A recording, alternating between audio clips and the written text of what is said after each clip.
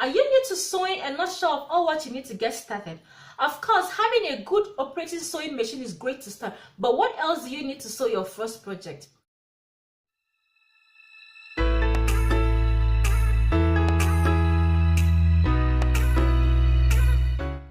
Hi everyone, my name is Blessing Eto Akinboyewa.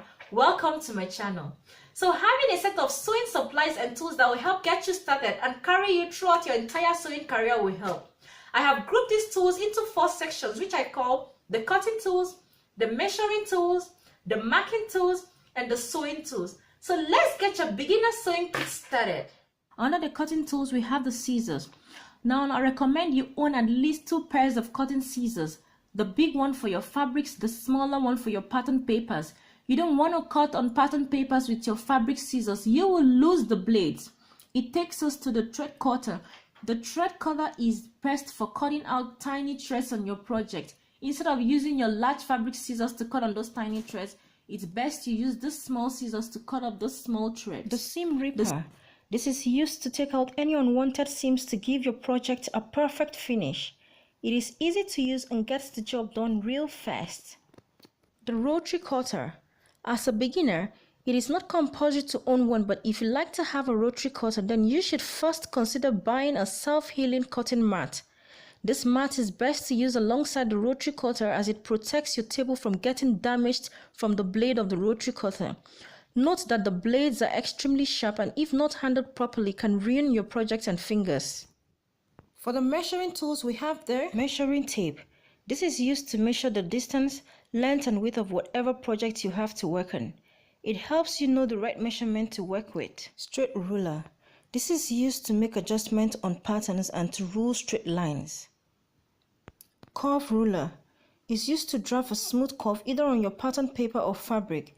You can use it to curve the armhole, neckline, crotch, hips and every part that needs to be curved.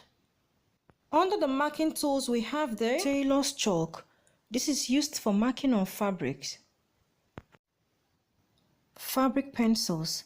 These pencils are great for quilting, sewing and craft. They are also used to transfer marking from pattern to fabric. Fabric marking pen. It is also used to transfer markings from pattern to fabric. You should use water-soluble ink pens. Pencil. This you need for sketching and drawing patterns and designs. Eraser. It's for erasing errors on your sketch and drawings. Tracing wheel. This tool you'll need to transfer markings like dots, buttonholes, notch or placement line from your pattern onto your fabric. This brings us onto the sewing tools. Sewing machine. This is a must-have for everyone who intends to make their own garment. It is used to stitch 2 pieces together to form something good ready to wear. There are different types and make of sewing machines. As a beginner, remember to stay on budget when buying a sewing machine, then upgrade with time. Sewing machine needles. These needles are used on the sewing machines. It is best to have the right size at hand for a quick replace when needed. Note that only the right size gets the job done. Hand sewing needles. These needles are for hand stitching and quilting. Fabric pins. When sewing, pins are used constantly. We use them to hold pattern to fabric. We also use them to hold fabric pieces together before sewing. To keep your pins together, the pin holder is best as it keeps the pin onto the tray and the pin cushion. Safety pins. I use this pin mainly to thread elastic. Needle threader. This is used to put thread through the eye of a needle. I do not use this since threading my needle is easy.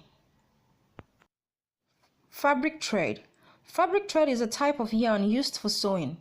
It could be made of cotton, linen, polyester. It is used to sew garments and other crafts. No thread, no sewing.